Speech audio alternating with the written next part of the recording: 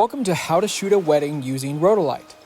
We're going to cover a lot of information in here, including how to light and shoot for getting ready shots, shooting outdoors using flash, during family portraits and couple portraits, preparing and shooting when it gets darker during golden hour, blue hour, and when it's dark, how to improve your tones by controlling your white balance, both on and off camera use of the lights, shooting both vertically and horizontally while the lights are mounted to the camera, and how you can maximize your live view shooting.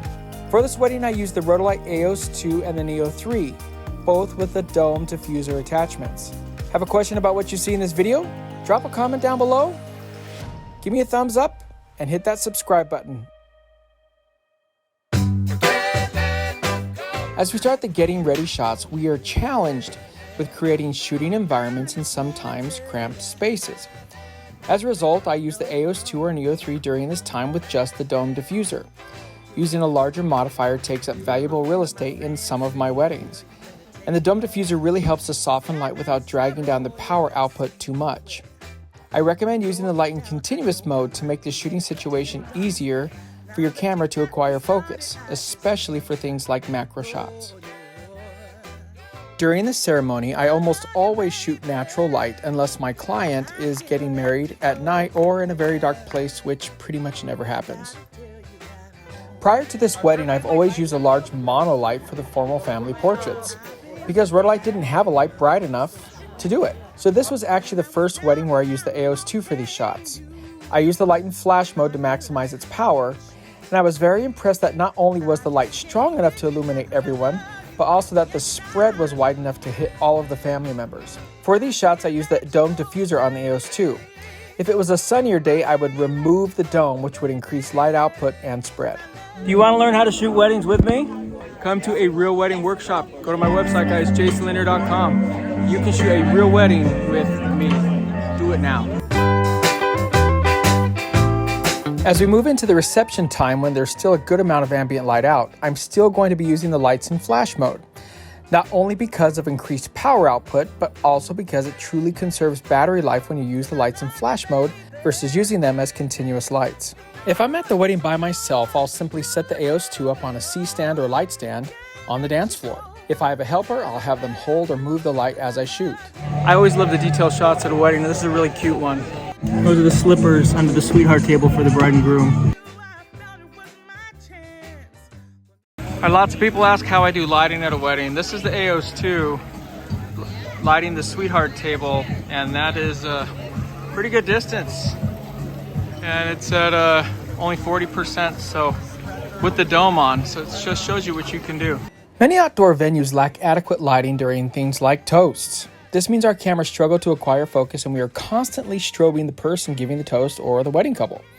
This can lead to red eyes, missed shots, and also tends to annoy our subjects.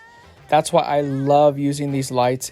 And believe me, the venues and everyone else loves when we light like this. Alright guys, we're at the wedding. I want to show you just what a difference the Aeos made.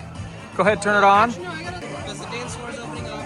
Crazy, right? It's amazing what you can do with these lights. You wouldn't be able to focus with traditional strobe.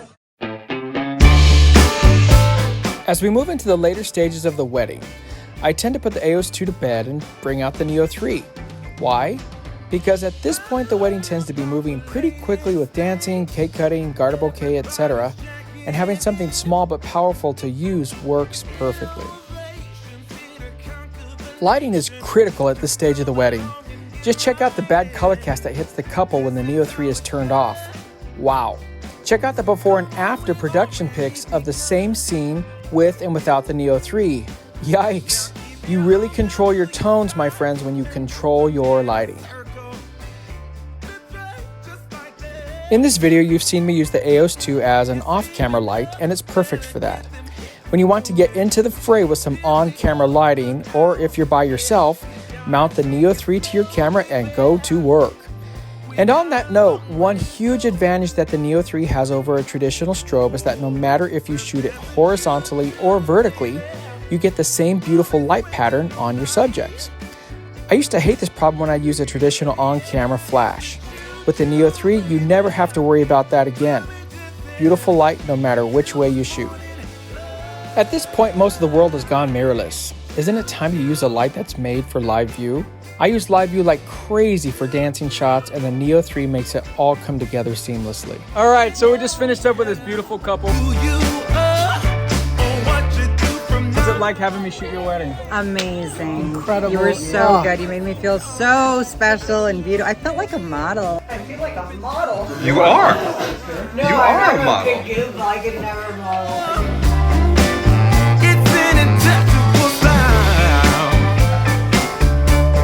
You uplifted us the whole night. Oh, you did. so much. You did. Thanks for having me. Really me. felt your energy. Oh, good. Well, you guys are amazing. Beautiful couple.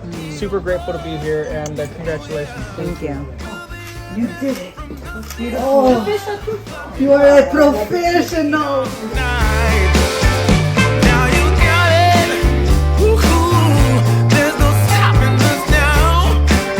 I would be remiss if I didn't thank my two Chris's. I got my black Chris and my white Chris. Sometimes I mix them up.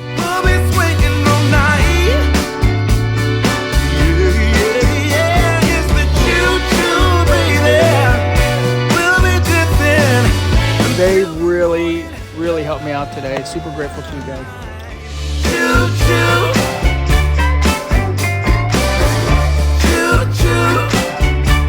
That's it. There's no punchline. Thanks.